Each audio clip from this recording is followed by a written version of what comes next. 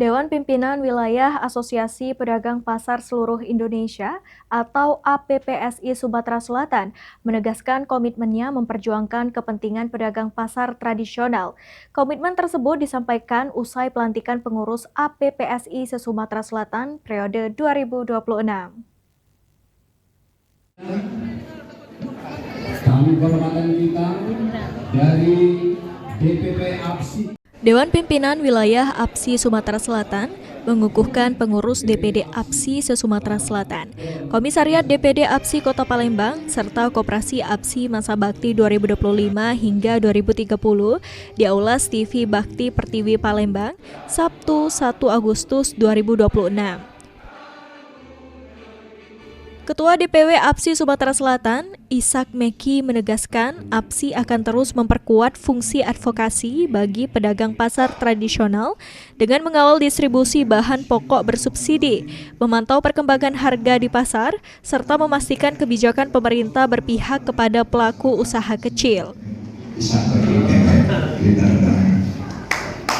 Memperjuangkan aspirasi daripada pedagang pasar seluruh Indonesia, baik kesulitannya, bahkan juga kondisi pasarnya bagaimana, juga ada persoalan hukum, kita bantu bagaimana supaya dia bisa menyelesaikan permasalahannya.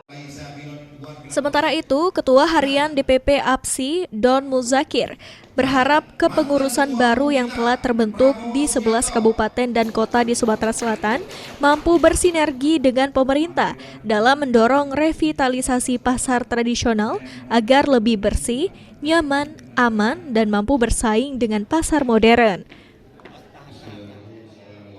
Saya berharap seperti disampaikan tadi oleh Ketua DPW Pak Haji Sameki, ini reorganisasi agar kawan-kawan yang sudah dilantik ini betul-betul bekerja, mengawal dan menjalankan program ekonomi kerakyatan yang dirancang oleh Pak Prabowo Subianto.